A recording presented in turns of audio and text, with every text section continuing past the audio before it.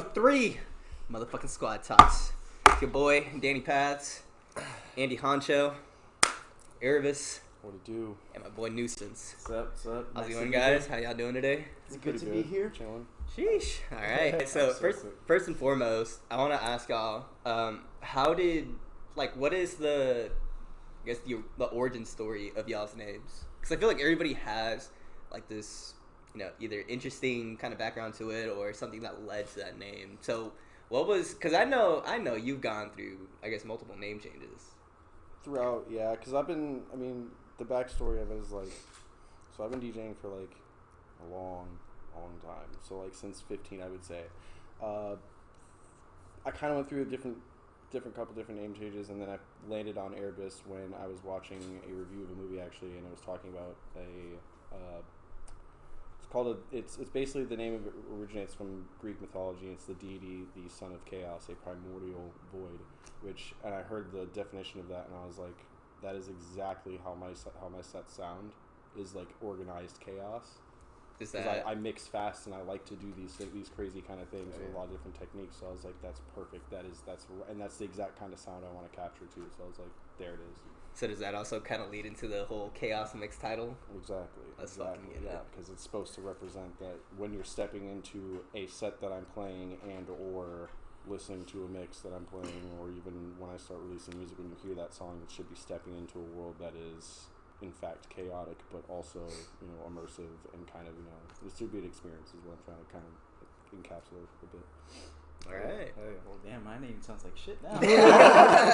Also, don't forget, guys, kind of got to speak up a little bit. Okay. My bad. Sorry. I'm just a very quiet person in general. No, you're good. So the origin is I did graffiti like when I was 15, going to 16, and my name back then was AZN, was just Asian, because people said I look Asian. So I've always had that mentality of like nicknames rather than my real name, because I never knew myself. And then I got caught doing graffiti, so I quit and I rebranded into Reason. And that was maybe going to be my artist name, because Reason, pretty obvious on the nose. But then one day, so in graffiti, especially here in Dallas, the culture is you play with the words and the spelling of it, so you can get different letter combinations. So I don't know how the name Kneusance, like the letter Kneusance, came up in my mind. I was like, I could like play around with that. So instead of just an N, I put KN, then UES, and then spell out the rest normal. Kneusance. So that way when you read it, you kind of go, oh, and you kind of like a quick type of thing. That's exactly what happened when I read it too. I was like, that's cool. So yeah, and I like that. Like oh, that's clever type of thing. Yeah, because I'm not that clever. So, but and it just originated from I'm always stuck in my head, kind of 24/7, and sometimes I really hate myself. Like I hate myself, like a lot of self-hatred. And but then there's moments when I'm around friends or I have like good moments of music that I'm like, you find the beauty in life. So my thing was, and I always feel like I come off too strong, energetic wise, and I feel like I'm that friend. Like you're like, I love that guy, but sometimes he gets very annoying. Can't take you anywhere type guy. Yeah, because I get way too energetic.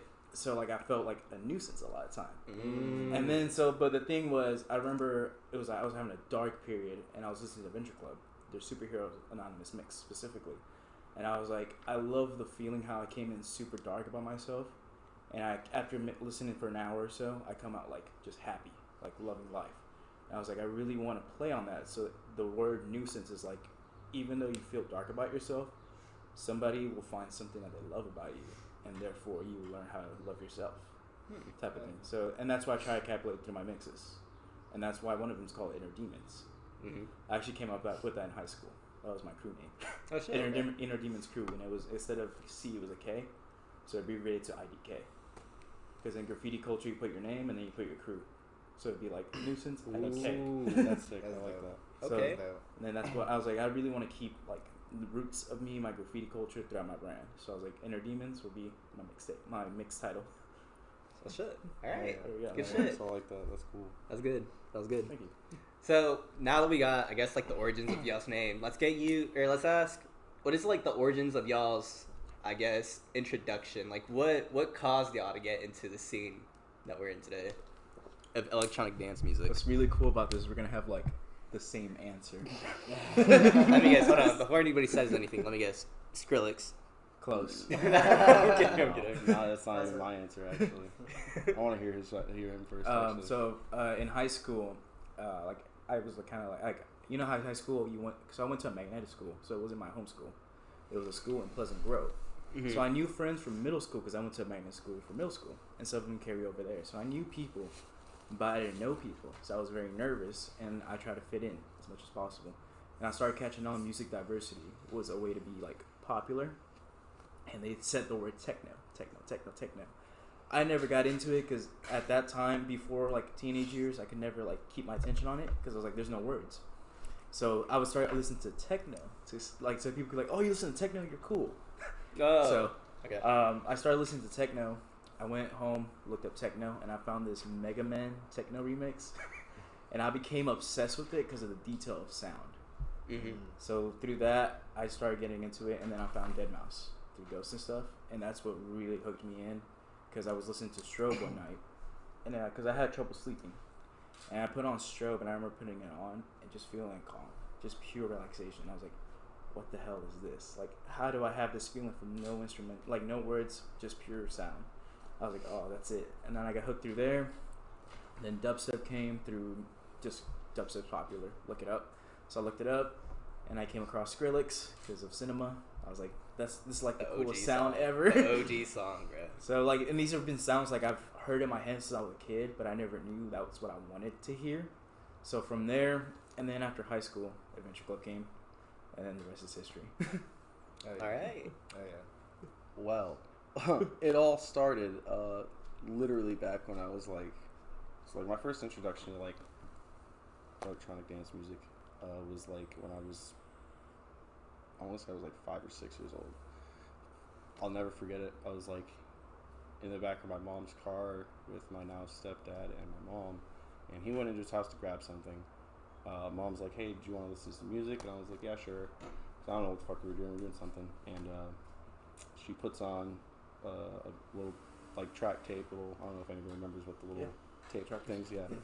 Put that in for her, and all of a sudden, it was like, literally, this was back in, like, 97, I think. So all of a sudden, this is going to sound super fucking corny, but all of a sudden, this is like brand new when it happened, fucking Sandstorm pops on. I swear to God. And I'm like 5, by the way, so I hear this and I was like, what in the hell is this? I've never heard any, I've never heard this in my life, and I was like, this is fucking amazing. I had this on repeat for years. Fast forward, I get introduced to Daft Punk at some point around like 8 years old. This is like when they're all popping. Like, I was around like my mom and all that, who when she moved to Wisconsin and brought me with, got into the rave scene around there. So I started kind of being around the house when she would be, coming home every now and then. Like she had a babysitter or whatever, and the babysitter would leave, she'd come home, we'd hang out, and all of a sudden she'd have like 2 or 3 of the family friends come over, which we've all been like lifelong friends now, and I'd hear music all the time, so I'd always hear this stuff, and I'd always be around other friends or other friends of mom's that were DJs, and like there's even like a picture of me somewhere where like a friend of hers is like holding me up on his turntables, and I'm like for the first time like looking at a mixer and everything, and I was like, this is cool as shit.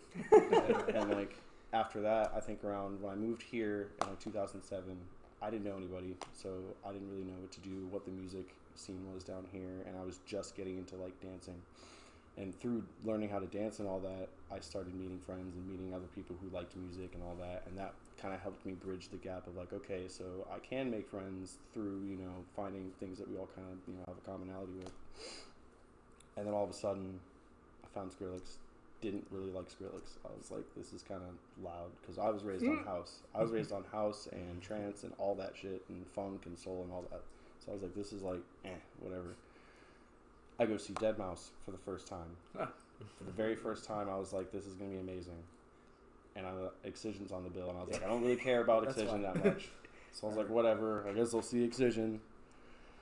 He literally walks up on stage and says, Dallas, what the fuck is up? Literally the whole fucking place explodes, and he says, are you ready for some fucking dubstep? I've never heard this in my life. Ever.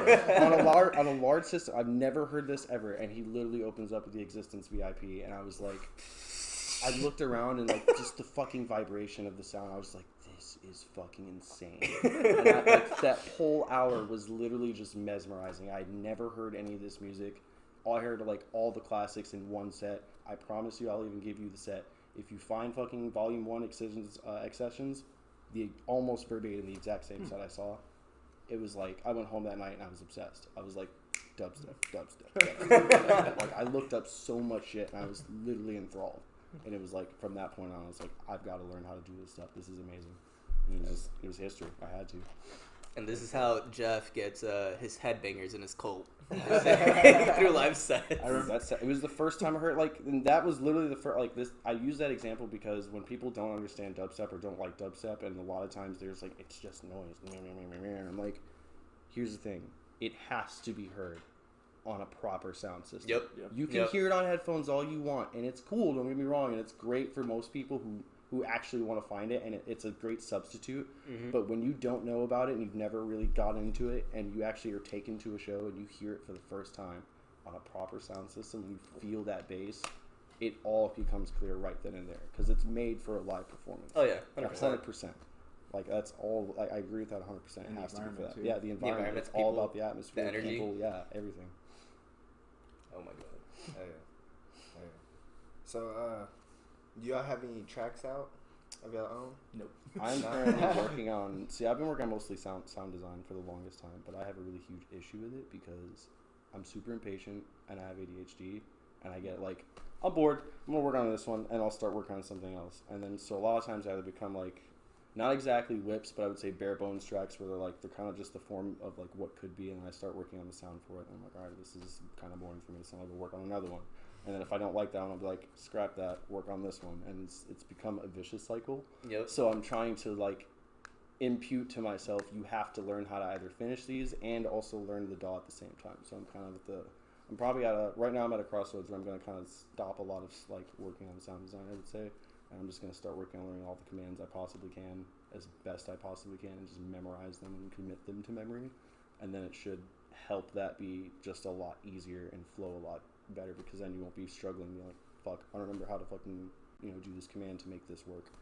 And then spending 45 minutes, looking through your either manual or going on YouTube and being like, shit. I'd almost say probably just start off with like, packs. Yeah. Exactly. That's what I started a while ago when they were first doing sample packs and stuff. I would grab them and I wouldn't like, copy them, but I would be like, okay, here's a song that I really like a lot. Mm-hmm. And I would take that form of the song and kind of just try to recreate it, just so you can see the steps. Exactly. And just like to see the structure. Exactly. Yep. And luckily through DJing, I already know exactly what the structure should be as far as like how that song needs to be put down, because you listen to it so long, you know what you got to do. It's just a matter of putting the sound that's in your head into the fucking computer. Yep. So like it's a literal battle all the time, but it's becoming fun. It's just a matter of like persevering. I've actually anything I know musical I've learned through DJing. Everything and anything. Yep, 100%. I've learned through DJing. I had like a little year of band in 6th grade. And I don't even have that. I didn't learn shit from it, so it didn't benefit. It's fine. It makes me feel better. The only music experience I have is like piano classes in 6th grade, and that's about it. See, I've always been jealous because like y'all at least have a little bit. I have none at all. So everything I've learned is just through DJing. Dude, I literally play. Dude, you have better experience than I do. I play the fucking trombone. Like, hey, what it is? But like, I want to play piano. Just incorporate that into like a MIDI or a MIDI. Instead of having the piano, just someone's gonna ask, dude, what is that bass noise? And I'm like, truth be told, it's a trombone. Shit, fucking people sample toilets. Fuck it. And that's when Chris is gonna sue you. That's true. Well, he uses the sax. That's different. Saxophone. Still like his whole thing though. You'll be all right. You know what? Fuck. Let's just get balls deep in this shit. It's gonna I'm gonna do what Adrian does and just take a completely just turn 180 degrees. Fuck it. We're just wow, bro. Hey, so we up. Oh, we up. We up. Sir. All right, so because I know you want to talk about this. What is y'all's opinion on cancel culture, and why is it so toxic? You can go first. Oh, you want me to go first? Why is cancel culture, and why is it so toxic? I think it's honestly the most acceptable thing in the world. Really? Wow. No, like, okay, so cancel culture has many things that are positive. There are great things about it, right? My problem with it is it seems that the integrity of it gets lost in the anger of the topic of which that person is being canceled for. So, it's fine that people want to band together and do all that and work together and, get someone to be recognized that this is a bad person. I'm 100% for that. No problem.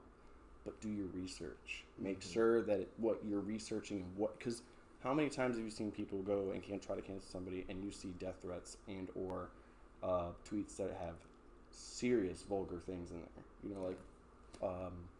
Let's take an example, Mandalorian, if anyone watches that. Yeah. What's her name? Karana, the UFC fighter that plays the Rebel Commando. Yeah. Recently, she just got fucking blown on Twitter because she refused to put in her bio any of her pronouns of which she identifies as. She has she has no problem with that community, but she doesn't have anything really, that she's not a part of it. So for her, she's like, I don't feel the need to put that in my bio because what's the point? I don't need to. Mm-hmm. There's no argument to be had about it because it's not something I identify with. They all blew up because she decided to not do that, and then she posted just a small joke saying beep bop boop, just a little play on it, and then they flipped out. I'm not kidding. There are tweets where they were calling for her to be completely fired, to have a recast, all these things, and I was like, she's not transphobic. She's not at all. She just doesn't feel the need to abide by that if she doesn't, have any any recognition. I don't know what's the word I'm looking for. I guess reference or any connection to it. Sure. It just doesn't the same with me. I don't really feel the need to put that in my bio, especially even if I did. I don't really feel the need to have that out there. Maybe it's something I want to keep private that I don't want, people or everyone to know. It causes a lot of issues sometimes, and it's just something I would rather not deal with right now. So I feel like that could be anybody's issue. So I just didn't understand why it was a big deal. But that's just one example. So in the comments, let's leave cancel Erebus 2020. I'm kidding. I just think honestly, it's just have integrity with it. Same thing as it's just like being in high school and you hearing one thing about someone and then all of a sudden you've told everybody and it's like telephone. Spreading, now spreading it's gotten around. Yeah. Now it's gotten already misconstrued and it's the internet. The internet has no idea how to make make proofread anything.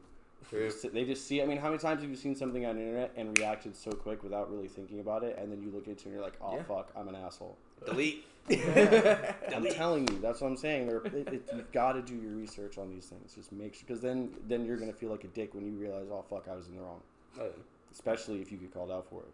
It's gonna be. But I feel like it'll just blow over. No, it's social media. It does eventually, but there are people who do not let that shit slide. They just won't let you forget. The 0.1%. There's that because they live on that shit. They live on that too. Yeah. They're just trying to get attention. Some people are just trolls and just making people mad. Attention whores. For sure. How do you feel about it? Cancel culture? I mean, kind of said everything. I feel there is there actually is up to it if it's reasonable cancellation.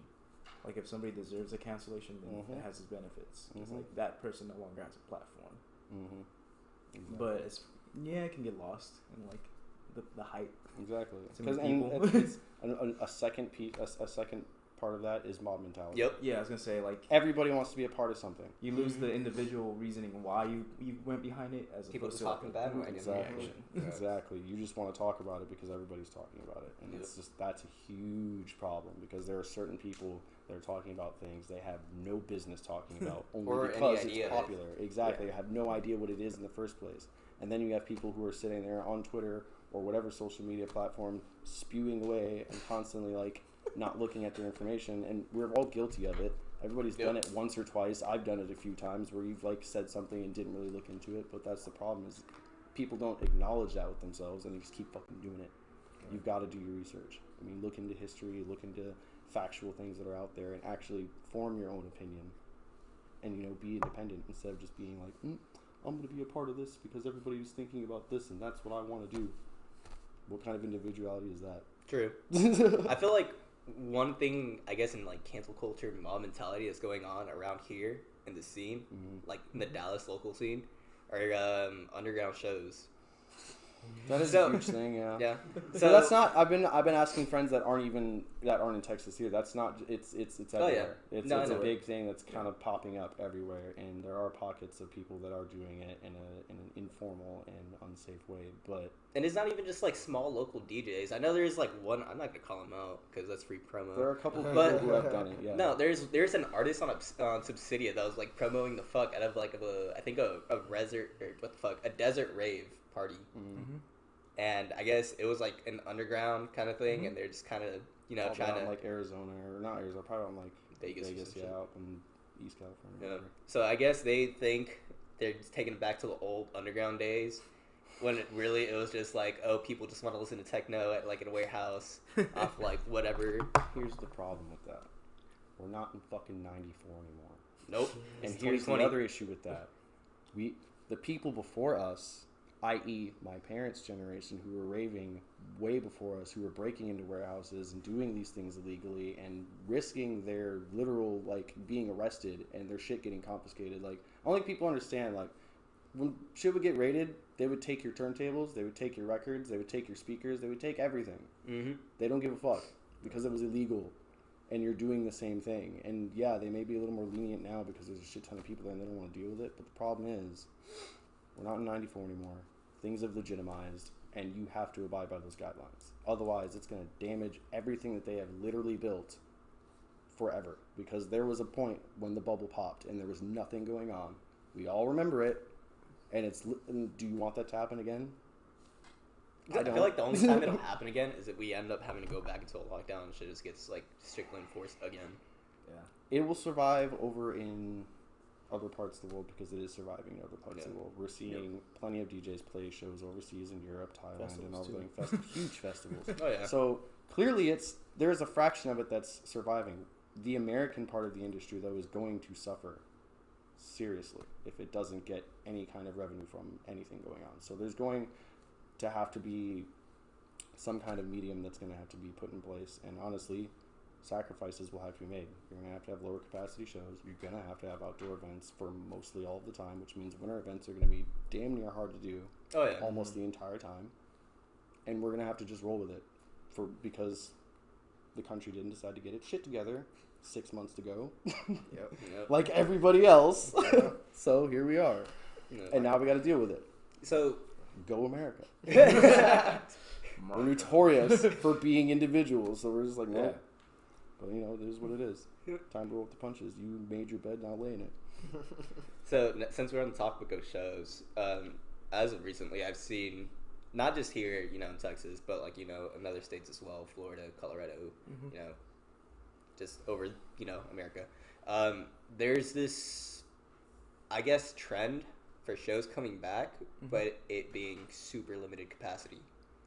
What do y'all think it's an appropriate time for shows to come back? Because me personally, I feel like if it's done right, there's people walking around, strictly enforcing social distancing, telling people to keep their mask on, not only, having people enforcing it, but ways to promote social distancing, such as, tables that you can reserve, You guys selected. Oh, This man. shit's about to get serious. Oh, no, it's hot as Heated fuck. topic. A heated topic. A heated topic. Hot. I think that's later on. Now, if there's ways to promote social, because I feel like the ideology behind it is that if you have table sections reserved off, you're naturally just going to be sticking to that section and not wandering off. The only time you'd probably ever wander off is if you go inside to get a drink or whatever, and then you have your place to come back. So do you feel like that it's an appropriate time to slowly bring those back? I'm going first. All right, man, come on. So I damn near talked for like 15 minutes. I would. Sorry, it's kind of still early. But so I would personally probably say not, and my reasoning is mainly because of like the time we're in. Like when I view shows, like maybe view a celebration in a sense. So like the times we're in right now, I'm like I don't feel like there's a need for it. Like we can't wait. Like there's no need to be out there because like we got this whole pandemic going on. We've had 200,000 people die from this pandemic. Plus, and still more. And still more. The cases are going back up. And also just the social justice movement we've gone through this year. Like I feel like that should be focused on the most, and pandemic second or equally, just because like we're in a shift change right now. Like shit is changing, and it's needed. Like every 6 years we're supposed to have a change, something like that. My friend told me that quote. It's cool. But so yeah, like I feel like that's my main reason like why we shouldn't like be like so like in a rush or need for a show, because like there's literally more important shit going on. Yeah, Right. And go ahead. And as far as the safety thing goes, like it's just hard, it's tricky, and it's funny because like the argument's always like, well, we have restaurants going on, we have bars are opening on, clubs are opening on, and my thing is like, well, like why contribute then? If like we are aware that that's a problem and that's why cases are up, why contribute? True. Like let's take a little like more social responsibility and just like instead of contribute to it, let's like be like lead a better example by saying like, hey, we have the urge just as much as you do, but let's not go back and cave in. It's just a weird time because I'm pretty sure we'd never like gone this through. long without a show. Well, no, it's like it's like the only time we've ever had like this kind of situation before was like back in 90s, 70s, whatever. Whenever Ray's got. I don't even know. This as a kid. situation was It wasn't different. nothing get as bad as this. it's not okay. So it's not really as bad as like you mentioned like the 90s or even like so like the early 2000s is really when that bubble kind of was like really there was nothing going on in the States. It was all over in Europe. Mm-hmm. So there wasn't a lot of shows for a while up until like 2005, maybe 2006 I think is when it really started to pop back off again. Really, I think shows came back when David Guetta released that what was it? It was a single. I think it was We Found Love with what's her face? Kelly Rowland, I think. Mm-hmm. Yeah. I think when that came out and Sexy Bitch with Akon, those two tracks right there were the pivotal moment, I think, of when EDM just popped. That and as corny as it is, Party Rock Anthem did in fact. Oh yeah, That Because- huge movement.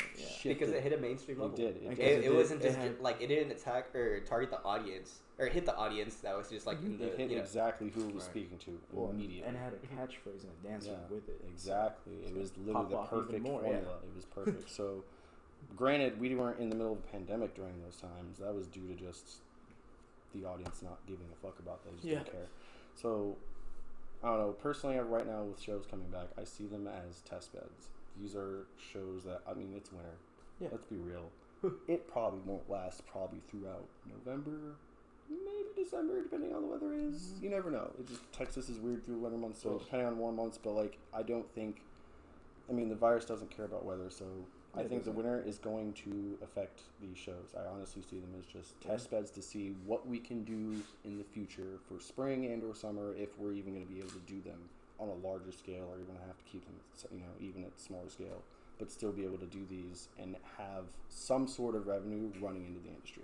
Because that's also what I wanted to get into. It's very important because literally, like I said, Europe is not suffering when it comes to their industry because they're able to do shit.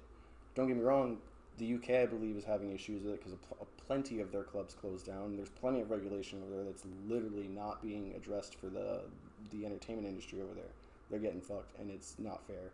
And who's to say that couldn't happen to us when we start wanting to put shows back on and starting to do these things right? And they're like, nope, we don't want to fucking do that. But here you have bars, open on fucking every other street, full capacity. Playing the same supposedly half capacity, and you see people overfilling that shit. Let's be real, we've all seen it. Mm-hmm. Our restaurant gets overfilled. Yeah. And it all comes back to this. If you're going to do these shows and test them out and see if you can, at least build some kind of formula for your company or even other companies within the local scene, that's fine, as long as you are following safe guidelines, as long as you are enforcing them with absolute zero tolerance. If you see people with their mask on, you say, hey, if I see it off again, you're out. I'm like, I would not, I think that's totally okay, because we're in the middle of a pandemic and we need to think of other people. Yeah. So you consider it. There should be no reason to be like, don't fucking do it again, or I'm gonna come back. Oh no, fuck that. And then do it You're like out. 5 yeah, more times. fuck that. You're out. Simple as that. There's no tolerance for that shit. No. But okay, so one thing I wanted to get into is how long do you think, I guess, like the electronic dance music, that industry, how long do you think they can go without shows? Yeah, before it's on the verge of, I could go. Honestly, I think you could go like a year or two. year or just two. because like it's such a huge industry. Yeah. Like Marshmallow is fucking It's mainstream. a lot bigger. It's a lot Yeah. bigger than we think. Yeah, But like not- Marshmallow's on Fortnite and kids. But I mean, in terms Right. of like local industry, I mean like Oh, venues, are you talking about local? More local level then? like smaller venues and Smaller and s- venues? Yeah. Uh, Like, the- do you think how long do you think they can go until When you they, say smaller venues, are you talking yeah, like it depends because like they might be doing more shows than just electronic. Like Green Exactly. Elephant is Yeah. a bar, and I believe it does like rock shows, or, like yeah, they hip do hop a lot shows. of other yeah. stuff. So Fuck like, us up, Denny's? so like they like. I can't wait for that Grand Fest Denny's. It needs to happen, It's bro. gonna happen. I'm like, I don't care. We need to fucking find a way to rent one out. I actually like I told Alex, I'm like, one of my dreams is like we can rent out a Denny's for a live stream set. That would That'd be sick. Not even a Make show, it just a happen. live stream That set. would Make it happen, dude. That And would the be first amazing. thing we'll say is, "What the fuck is is up, up, Denny's?" What's up, Denny's? For real. That'd Oh be my fucking God. amazing. But like venues like Green Elephant, I think they'll like. You think they'll be fine? Just because like it has more revenue than just like a Grime Fest or like a dubstep show. True. Yeah, I think places like Green Elephant Yeah. are going to be just fine. Even like Southside, I think they'll probably be Oh, yeah, just fine Southside because will they be do all fine. kinds of venues. They do all or not kinds of venues. They do all kinds of different shows, just other than just electronic. Dance music. Like it's kind of hard to say that for Dallas because we don't have like a set venue that's just dedicated to that. Mhm. We had Lounge. We did. Lounge was which yeah. was gone before the pandemic even really kicked in. Yeah, that was already on the way out. It was already on the way out, and Lounge was on the way out. and the pandemic probably just sealed it. Yeah, this pandemic definitely just expedited that situation because we all Yeah. kind of saw it coming, and then 'Cause we neither of heard us rumors. knew that our last fucking show was going to be our last show at Lizard Lounge. I saw I'm that so tweet and I was sorry. like, oh, fuck. I was I'm like, so sorry for y'all. shit, I should have went to the last one. Because there was a couple good ones that were there, and I was like, oh. My last one was Janston and Prototype. Oh, gosh, that was the one I wanted to go to. Fuck, I should have went to that. I was so mad. Shit, mine was Nightmare. That's a I don't good know. one. Oh, Yeah, in the that's a South good Side. one. Yeah. I'm pretty sure mine was Slander. And Slander's a good one. Oh Slander's a god, good one. but that was way further. I know. It was because I was about to go to Excision, and Oh, me then too. Don't I was like, But realistically, I think the industry will progress because Yeah. I think again, like you said, it's bigger than we know, and it's invested in marshmallows many on other Fortnite. things. And it's invested in many other things. On top of that, remember, these DJs / producers are in fact audio engineers Yeah, that's first. true. They had to work almost always because there's always a need for any kind of music within commercials, movies, whatever. exactly. This is it's Other everywhere. big musicians. Yeah, there's borrow them yeah. for their album. You can do all kinds of stuff and make even there's plenty of people that I know that make like packs for like companies to use for Right. any kind of samples, whatever in the commercials, anything. So it's not to say that these people are gonna go away. I just think we're gonna have a serious recession, if you would say. I can see that. drift Yeah, and I can see change. that. Yeah, and then I think honestly, there's another thing that I think is going to happen. This is a huge time for innovation within the industry. I think we're going to see a lot of new things Yeah. coming when we New come back. faces, Yeah, new names. Yeah, new faces, new names, new New regulations, all that stuff. Yeah, new ideas. We're going to see all kinds of good stuff. New promoters. Yeah, but that's like every year. We always get new. I mean, that's just with generational change. Every year you're going to get brand new people. Sure. Think of it this way, and we can all kinds of come back to high school. It's like you have freshmen every year. Yeah. Yeah. And, Yeah. and that's and honestly that comes back to another thing is like us being the older people in the scene, we should have a responsibility on ourselves to not attack and not shame, but educate younger people on Yeah. where this music comes from, why it's here, and also have them dive into being looking into other kinds of genres, and so you can see the references. And because like I listen to literally everything, like there's not a single genre that I think I don't physically like hate. I mean, I don't listen to it on the reg, but I'll probably check it out every now and then. So Good music is good yeah, music. good music is good music to So me. you keep up with country. Hell yeah. Except for new country. I don't like new country because to me, new country right now really feels.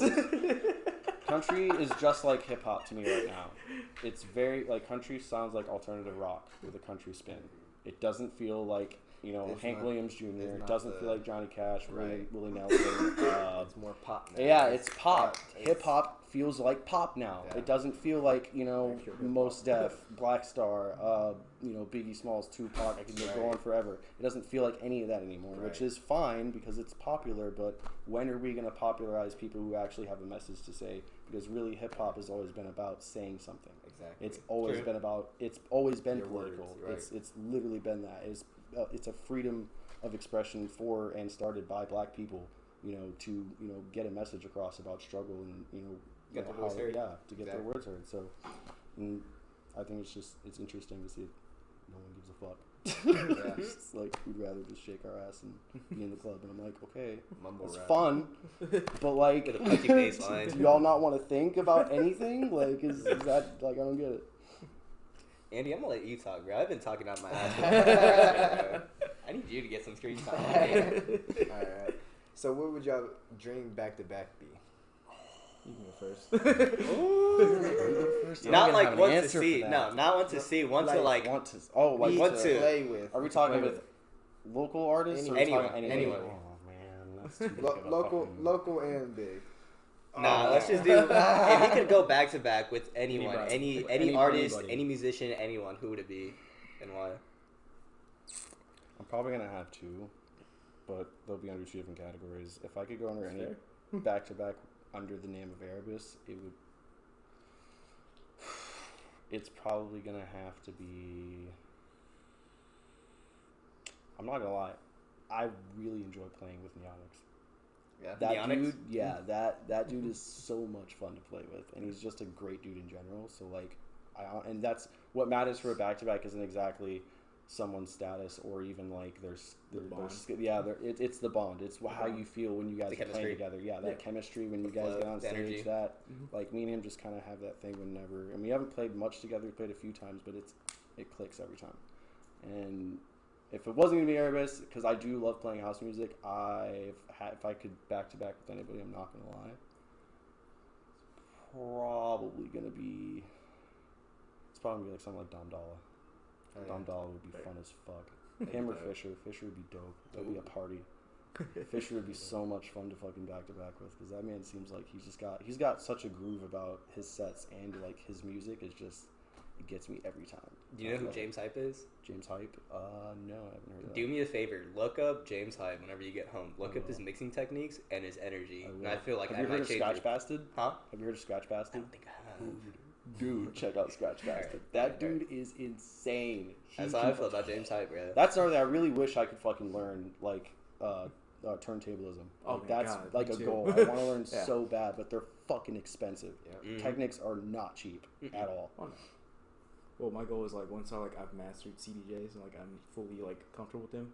This like, man said down mastered my- as if he I hasn't haven't, but like down the road, like when I've like played a good amount of like festivals and shows and like established my name, I want to like have an act where it's turntables. Yes. Like that type of Mm. set, like a vinyl turntable set. I've always Maybe incorporate drums or something. dude, that'd be super fun, That'd be too. good. I've always had this idea of like incorporating turntablism and hip hop Yeah, exactly. like, and stuff with like Exactly. shows, I guess, and allowing them to kind of because there's a lot of underground artists that are really, really, really good when it comes to hip hop that actually can spit.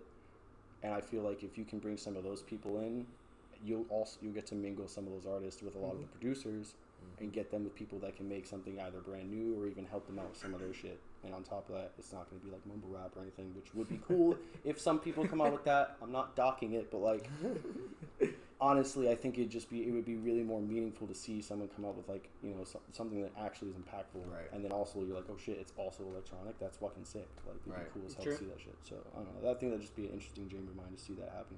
Have a few dubstep artists and have a few hip hop artists. Maybe have a turntablist artist up there and get an education in hip hop real fucking quick before you fucking Take it back to the roots, bro. Yeah, Take it exactly. back to the roots. Before you fucking bang your head out and have a headache for an hour. So like By the way, check this album out. It's pretty fire. I would, My man Bryant put me on. Shout out Bryant. Love that guy. Put me on this album. Have you heard Amazing. of there's a guy named there's this guy that I found it funny enough on TikTok and he's a rapper. His name's Sora and he's like Sora. Yeah, his name's Sora? Sora. Yeah, Yeah, when I saw it- when I first saw it, I was like, huh? I was like, and Shout out dude, because Sora. he doesn't look like Sora at all. Like the one that we know, he doesn't look like him at all. No, I saw him, I was like, what the fuck? And then I saw him This stuff ain't in Sora. Kneusance Blue. I was like, oh, okay. And this dude can spit. This dude is good. He spits like on all kinds of like He's lo-fi spitting? beats. Oh, he's spitting hard. Dude. Hard. He do Hard, be dude. spitting. It's great. And it's all on like lo-fi beats and shit, like really, really like chill ass hip hop. And I'm like, yes, this is what I'm talking. Like, it's real sad boy shit too, and I love it. It's, Oh, it's love so sad boy good. shit. Yeah, if you're into like sad boy shit and you like good hip hop, check out Sora. He's fucking good.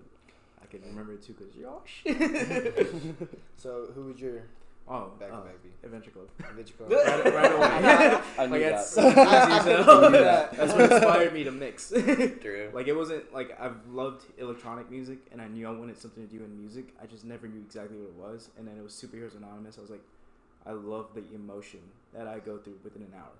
Like, 1 minute I'm hearing heavy dubstep, then I'm hearing some electro house because they were like back in 2013, 2014 they would have electro house in their mixes, and I loved both equally. So I was like, oh, this is a dream come true.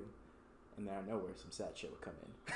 Hell yeah. And I was like, oh, that's cool. Like, I did not expect to get sad, but here I am. I'm changing my answer for my second one. 'Cause I just really thought about it. Carl Cox. Oh, Cox. God. Carl Yes. Cox. 100%. If it's not him, it'd be John Digweed. Because John Digweed is the actual reason I was like, I want to be a DJ. That's Mm. it. Yeah. Definitely. Yeah, I had to switch. Like, if I had to do like a not dubstep type of set, Test Pilot, I would love to do that. Even though I feel like he would hate going back to back with me because how he feels about DJing in general. yeah, that's true. But if I could get on his good side somehow, some way. Somehow, somewhere. I'm surprised y'all didn't say like Dead Mouse or something. Well, Because I feel like that's- that's somebody y'all have in. So Deadmau5 has a techno alias called Test Pilot. Oh, Yeah, So see? that's why I said that for Yeah. like a cool techno set. But Deadmau5 too. It's just Deadmau5, like his shows are so Deadmau5. His Like, when show is literally more of an actual show. Like, it's more of than an it actual is show. a concert, or not really a concert because it actually is actually a concert than Yeah, it is. there you go. A rave. It's Because so you're weird how we playing- got it mixed up. Yeah, because you're actually because we're just calling everything a show, but like there is a difference between a show Sure, and a and a concert. concert. The concert is Right. literally the experience of like every time he does a tour, it's to show off that cube, that album that either is just dropped or a brand new thing that he's like really realistically, you're paying to watch that cube. Yeah, That's 100% what you're paying for. but it's an Music experience is too. secondary, but it's an experience. But realistically, you're paying to watch that cube. True. If he's bringing the cube, other than that, if he's gonna play a set without it, you're gonna get a more DJ style set from him most likely. Because I noticed that the last time he came to Southside, it was like I liked the set, but I definitely noticed he was playing more of a Deadmau5. track to track Deadmau5 kind of set. This is I'm showing off the cube. I'm not really here to like DJ. right. Yeah, but it was fun, great time. We all partied and it was a good time. But like I could definitely tell like from past Deadmau5 sets, I was like, It was more in focus or suddenly Yeah. like centered around the stage production. Yeah, it was more like here. This is what I'm here to show. Oh, yeah, for sure. For sure. I still feel like I was floating during Oh, Saturn. so sick. It's such a good fucking time. I loved it. He has I these loved two it. songs called Saturn and Coasted. Like, they go perfectly into each He other. played Monophobia though. Yeah, that too. Played Monophobia. I just love the way he went into it because he was like, "It's my last song." He goes, "You might have heard it on the radio." At first I got confused. I was like, I ain't heard it on the radio. And then I heard it. I was like, well, this makes sense. It would It be. makes But I haven't heard it. Like, I haven't heard it on the radio, but it makes sense why it would be on the radio. I was so mad too. I was like, why haven't you played this track yet? I've been waiting for this song. Come on, man. Do not fail me. So you know what's the cool thing about it is, you know how it was 2 days? I went both days. Thursday he didn't play Monophobia, but on Friday he did. So that's what's the cool part about it. So it's a good thing I went Yeah. Friday because I was actually gonna go Thursday. I was gonna go Thursday. Any other questions? So what was y'all's dream like? If y'all could play any festival event, what would it be? That's And we're not probably- talking about just like like nationally, just like anywhere around the world. That's Yeah. gonna be another 2 answers. Yeah, honestly, yeah, it might be a couple. Like, I might not have. I have one set-ish, but like a good amount. That's so hard because like sometimes when you get to a festival and you play, like here's the problem with me when it comes to playing shows. There's nothing worse. Okay, playing an hour is great, but it sucks because the minute you get off, you're in your zone, you're in the sauce, and you're like, I could play longer, bro. I don't want to play longer. Like, it sucks. So like you always want to like, especially like if it was like Lost Lands or whatever, for example, like you're gonna want like Oh yeah, your main set, and you're probably gonna want to try to get an the after party set at That's why some you point. see them itching. Yeah, because it's you're itching for it because you see it all day. So like I don't know, for me, I'd probably pick like Burning Man with like maybe a couple sets because that's Burning really Man good, is yeah. fucking Ooh, awesome. yeah. And I I've been didn't- like, my mom has even been trying I to get did to not Burning think Man. about that. She's been like, Yeah. she's out there on her bucket list. She's like, I need to get to Burning Man before.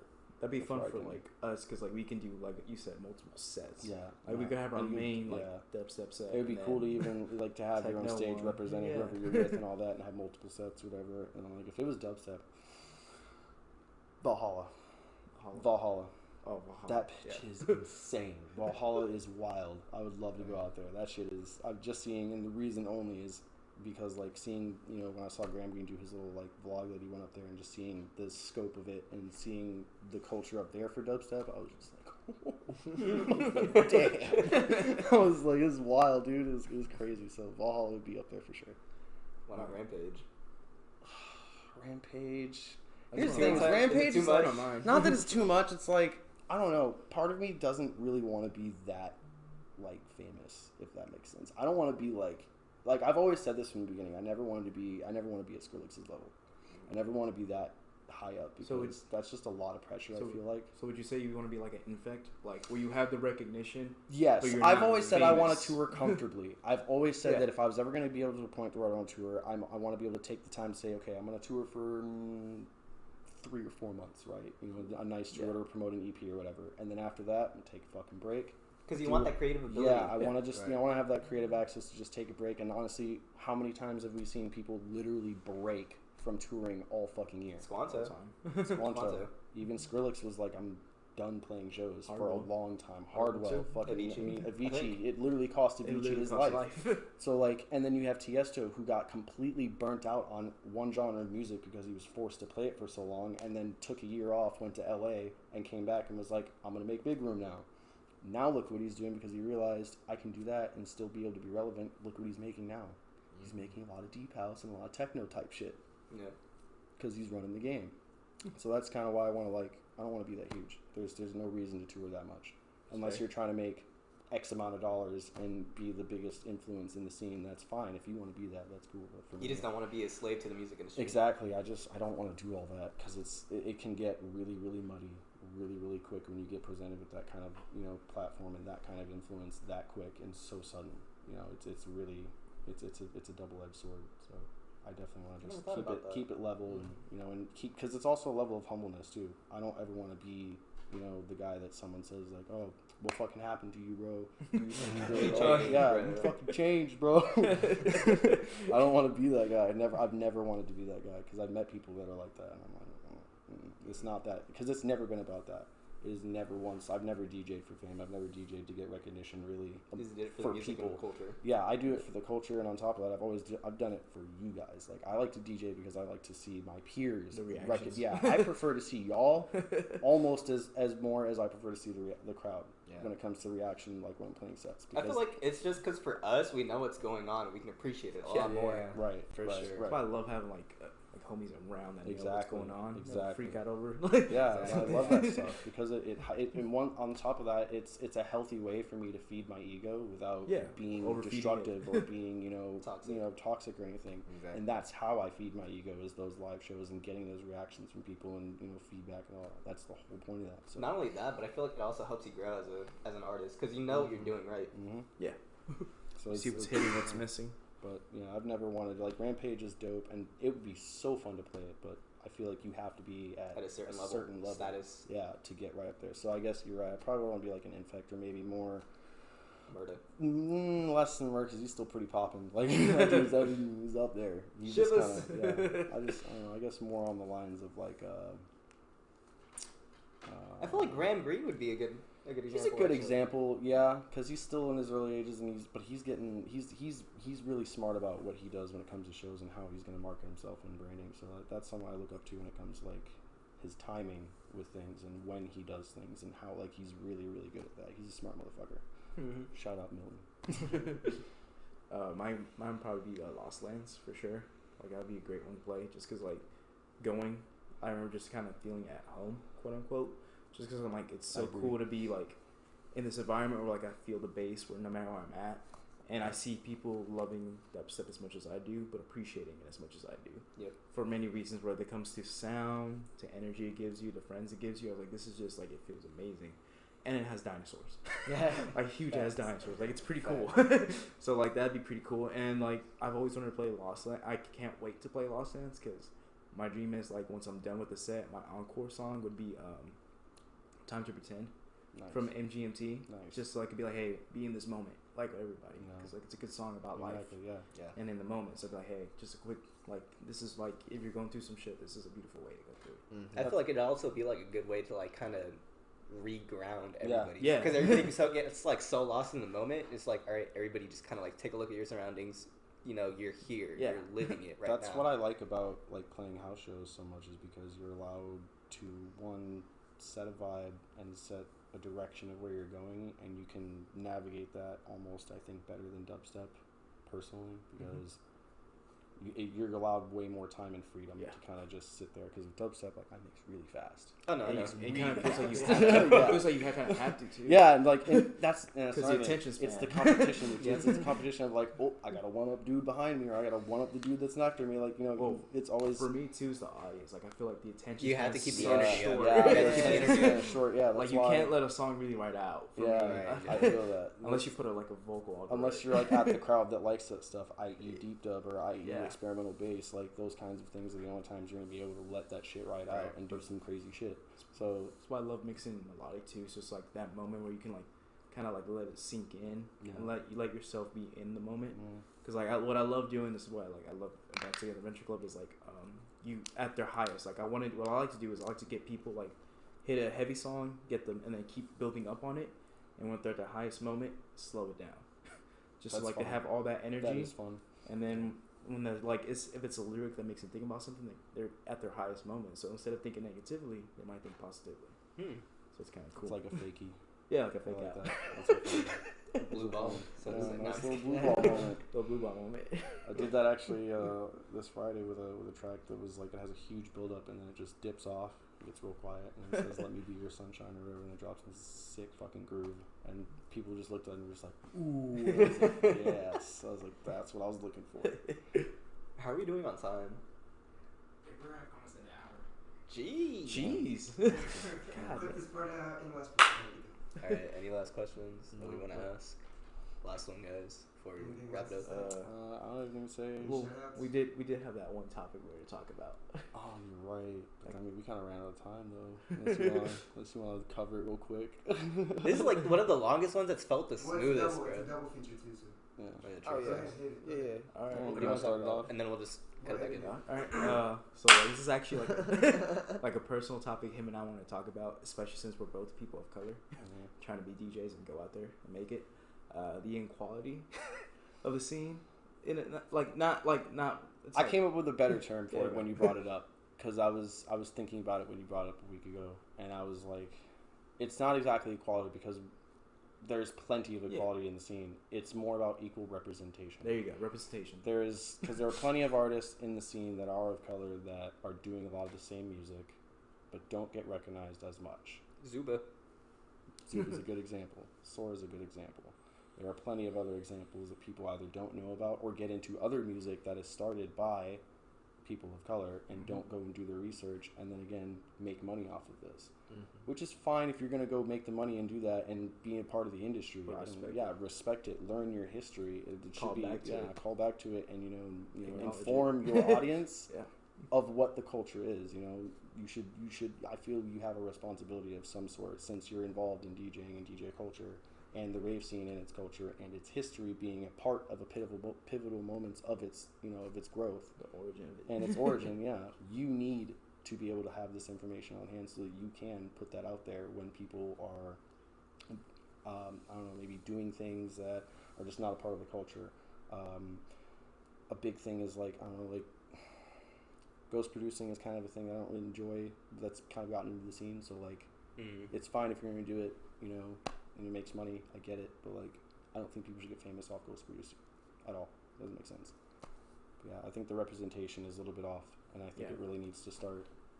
People need to take a little bit more attention to that. And like for me, the thing too is like people will like tweet and vouch about like put up a front about like how they care about representation, but yet like I hate to say this because like I don't like to like put art at a level, but like let's say a mediocre act comes around and they're a pretty white boy, they are more likely to get easier attention, easier fan base, Because they're marketable. like attraction. Exactly, They're because marketable. they have like our society is rooted as in you'll buy something quicker from a pretty white boy than you will. Or anyone attractive. But Yeah. Really, anything primarily attractive. white. Exactly. But sadly, it's it more- does come down to You like, have the image white. of what is good and what's marketable. Yeah. You want something clean and and cut together. And more often than not, what do you see on all magazines and any kind of promo? What do you see more often than not? A pretty white boy. pretty white boy, You know? and then second, pretty white woman. Exactly. And then Like- after that, you start seeing the people of color more and more. Yeah. But most often, it's going to be that.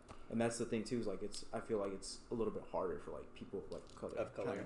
trying to get like and it takes longer for us to gain attraction, gain Mhm. fan base and whatnot. And I feel like hopefully from this year, because of the shift we've been going through, hopefully this year we'll start like making that difference, and we will start seeing more equal representation too. Of people of color. I think with the collapse of a lot of top artists that are now no longer in the scene, that's going to be a big. There's a serious demand in a pocket for people that are looking for something new, and with also the fact that we have a huge social justice movement going on, you're going to see people looking for new outlets, new music, and new influences that are going to more in line with what their morals are and things like that. So it's kind of funny because we're in a second youth revolution since the '60s. So it's really interesting. It's awesome. It's really, really interesting to see this. And my only issue with it, though, is that people just need to, do a little bit more research on why they're doing what they're doing. Because it's too easy to get caught up in the bullshit, and then all of a sudden be like, why am I here in the first place? What am I tweeting this out in the first place? So just be mindful of what you're doing and what you're tweeting out and what you're saying, and do your research. And that actually leads to my second thing that we want to bring up is like the hitting the closet racism within the scene. Yeah. And that's within not even just DJing, but like the fans too. Like as an influencers, whole, in my opinion, are currently my biggest issue when it comes to closet racism, because we've seen plenty of that. I've seen it plenty of times on Twitter where you see someone come out with a tweet that says, "Oh, look what this person has done," or whatever, and you see it like they make a stupid tweet, and then it's all over Twitter. And you're just like, oh, so you preach this one thing to your audience and your platform, but here you are behind closed doors being a total fucking prick. And then my thing with that too is like the people who think they can accept that apology, because like it's just like this. You're is enabling it. Yeah, this is in general like I've always wanted to say this, like as a white person, you never get to tell a person of color how to react to something racist. You cannot tell them that's not racist. You can't tell them that. Yeah, and I'm because half you'll never like, experience it. A lot of people think that I'm like. It's funny because most people think I'm Hispanic off the bat. So like, I thought that. Everybody. Either thinks I'm that or Hispanic. like some kind of like European kind of descent. Usually something that's always like it's like, oh, you're like Italian or something from like some form of Latin or anything like that. I've gotten Asian once before, which is weird. like often it's like people don't know that I'm black, and I'm like so. I've been around plenty of shows where I've heard people say things, literally like how many times have you like, especially mixed people who don't look black. I mean, I've been around and you hear someone say something because they think you're white, and you're like, I know. Yo, what? And they're like, and then they're like, oh shit, yeah, motherfucker, like I'm right fucking here. So like that's what I'm talking. It's imagine what they like say. And that's what I'm saying.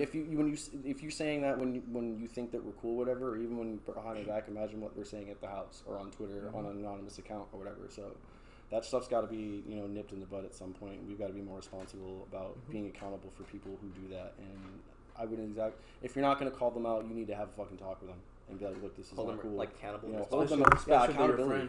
Yeah, especially if they're your friend, because for real, if you're a true friend, you're gonna hold your friend accountable for what they're doing, 100%. Whether it's being irresponsible with their funds or whatever the fuck they're doing, you've got to hold them accountable for that type of shit. So I don't understand why people aren't doing that. Like I was saying about the apology, you gotta let the right people accept the apology as intended to.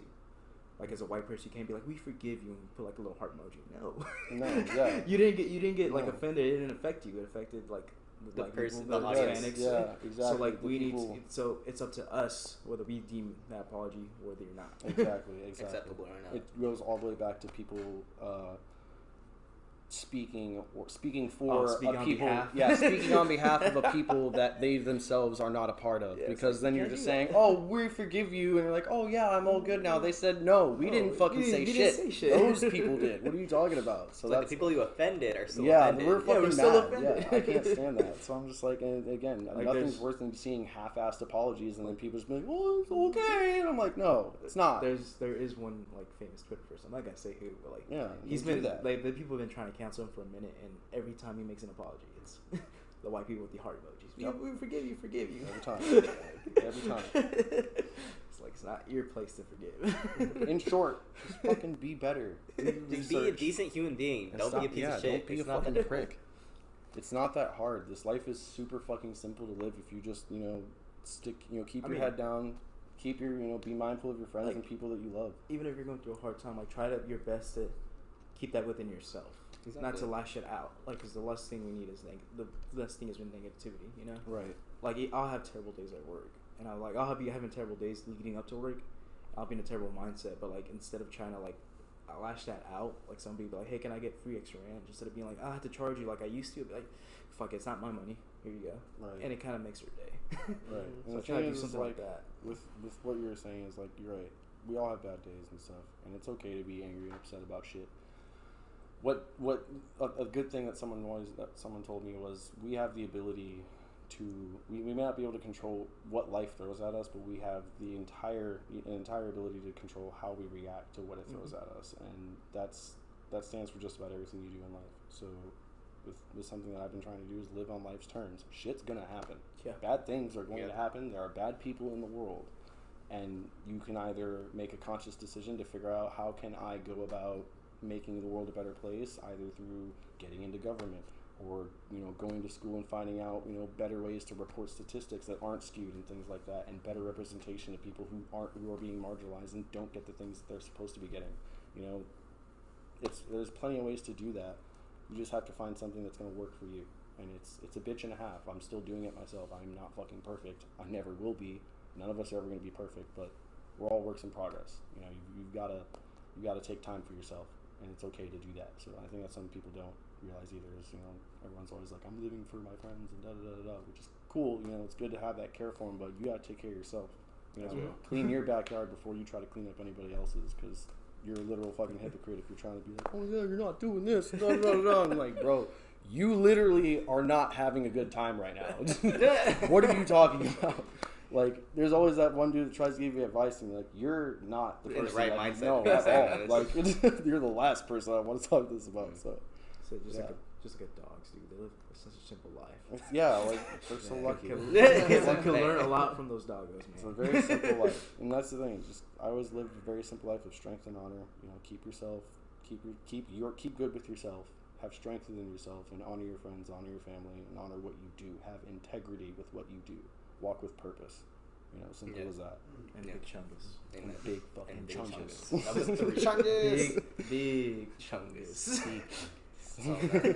Alright, so I think we're just going to wrap it up here because it's been going on for a minute. Thank you for joining us on this Thanks for episode of having Squad me, Talks. bro. Holy shit. This is fun, bro. This is a lot of fun, actually. This is fun.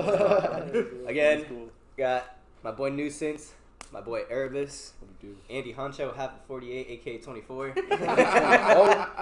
and Patios. from Patios, Chungus 8 Inland. short for Pats, aka short for Adios. pathetic. Danny Pats. Adios. Alright, The path to. see you on the next one, man.